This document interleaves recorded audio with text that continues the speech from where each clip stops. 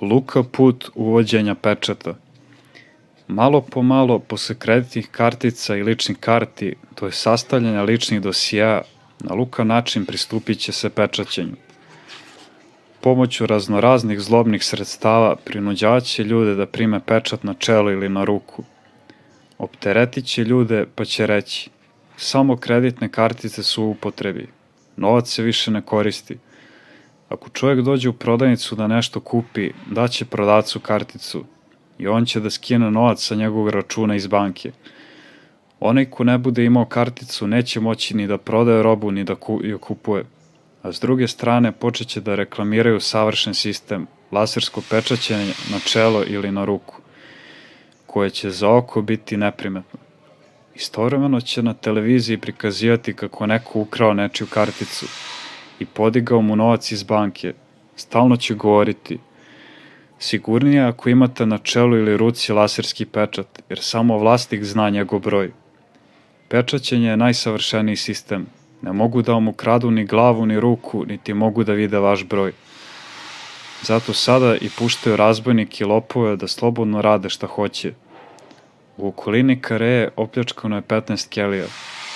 Jednog monaha su prilikom pljačke i ubili. Na taj način će svako imati priliku da zgazi sve pred sobom i uzme šta želi. Recimo, neko hoće da na prevaru prisvoji jednu njivu. Reći će da je ta njiva bila u vlasništvu njegovog dede ili da je on uzeo pod zakup za ispašu. Ajde sad, nađi tome kraj. A poslije će predstavnici vlasti reći: nažalost, mi ne možemo da kontrolišemo takve ljude. Kontrola je moguća samo preko kompjutera i ljudi će prihvatati pečaćenje. Potom će kompjuter davati signal da li imaš pečat ili ne. U zavisnosti od toga će ti se pomoći ili neće. 3,5 godine bit će veoma teško. Oni koji se sa ovim sistemom ne budu složili, loše će proći. Uvek će se naći neki razlog da te odvedu na robiju. Proći će čitava godina, odvešće ih u drugi grad na saslušanje, da bi na drugostepenom sudu ponovo bila razmotrena njihova krivica. Iz tog grada vodit će ih u treći, a poslije će reći: oprosti, ti nisi bio kriv. A da si imao pečat, mi bismo to ustanovili za minut. Ovako nismo mogli stvar da proverimo. Starče, mogu li oni čoveku na silu da staje pečat? Dotle neće doći njihova učtivost. Biće pristojni jer oni su Evropejci. Pokazat će svoju uzvišenost. Oni neće maltretirati ljude, ali bez pečata život će jednostavno biti nemoguće. Reći će: mučite se samo zato što nemate pečat. Ako primite pečat, nećete imati problema.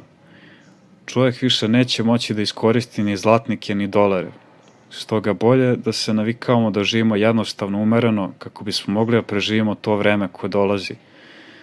Dobro je da imamo nešto zemlje kako bismo uzgajali malo pšenice, krompira, da zasadimo neku maslinu i da gajimo stoku, koze, nekoliko kokošaka, kako bismo mogli da odgovorimo potrebama svoje porodice. Kupovina zaliha namirnica neće koristiti, jer hrana ne traje, brzo se kvari. Razume se, ovaj mučni period neće potrajati dugo, 3,5 godine. Izabranih radi dani će se skratiti, neće ni primetiti kada su pre te godine prošle. Bog neće ostaviti čovjeka bez pomoći. Starče, da li će se Hristos smešati u ono što se bude dešavalo u tim teškim godinama? Da.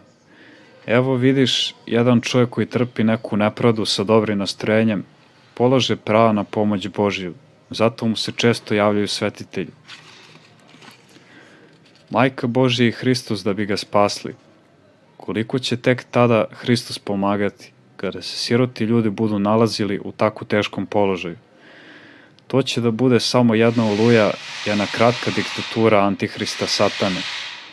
A poslije će taj Antihristov sistem dobiti šamar od Hrista. Svi narodi će se prodrmati i nastupit će mir u svetu na mnogo godina. Tada će Hristos pružiti priliku da se spase njegovo stvorenje. Da li će Hristos ostaviti svoje stvorenje? U tom ćorsokaku kome će se ljudi naći, pojavit će se Hristos da bi ih spasao iz ruku Antihrista. Vratit će se Hristu i nastupit će duhovni mir u celom svetu na mnogo godina.